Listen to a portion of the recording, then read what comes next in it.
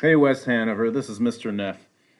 You just heard the story of the three little pigs, but what happens when we hear the story told from a different point of view?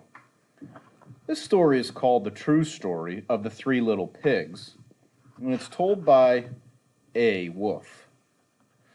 As you listen to the story, be thinking about how is the story different now that it's told from a different point of view? Ask yourself, who is telling the story?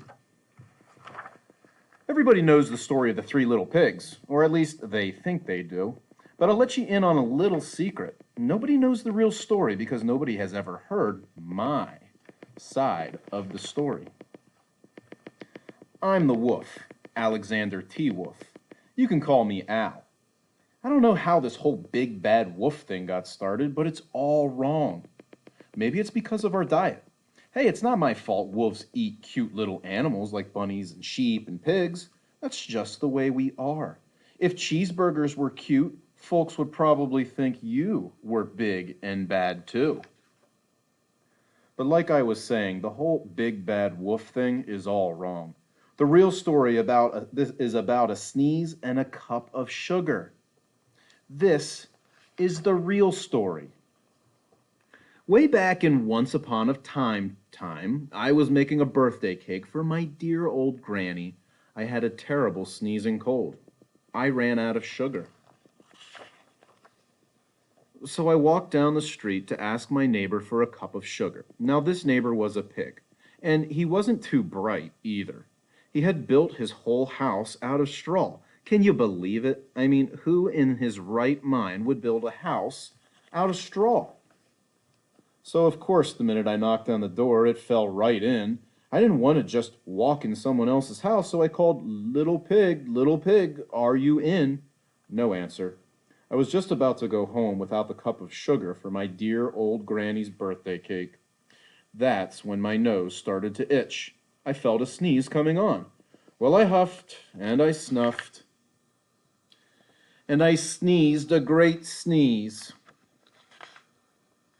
And you know what? The whole darn straw house fell down, and right in the middle of the pile of straw was the first little pig, dead as a doornail. He had been home the whole time. It seemed like a shame to leave a perfectly good ham dinner lying there in the straw, so I ate it up. Think of it as a big cheeseburger, just lying there.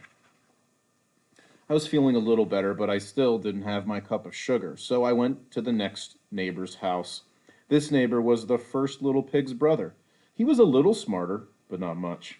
He had built his house of sticks. I rang the bell on the stick house. Nobody answered. I called, Mr. Pig, are you in?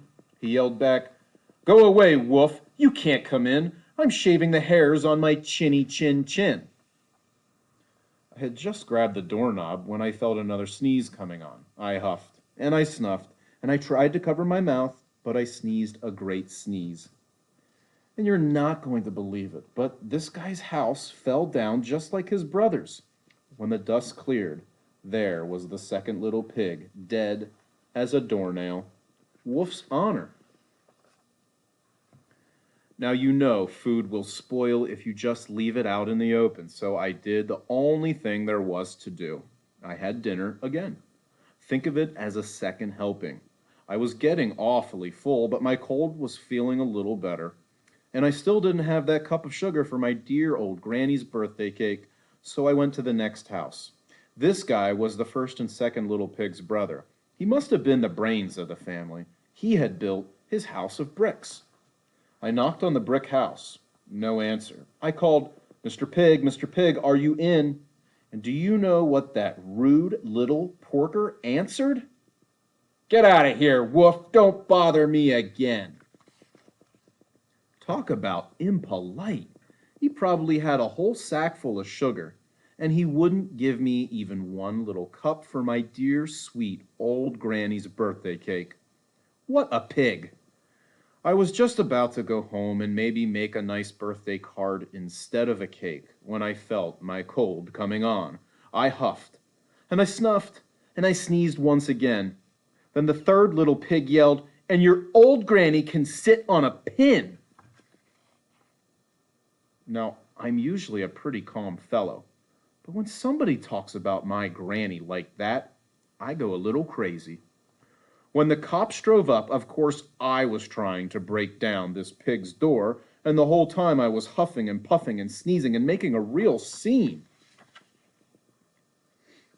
The rest, as they say, is history. The news reporters found out about the 2 pigs I had for dinner. They figured a sick guy going to borrow a cup of sugar didn't sound very exciting.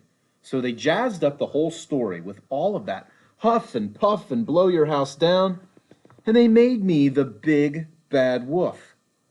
That's it. The real story. I was framed. But maybe you could loan me a cup of sugar.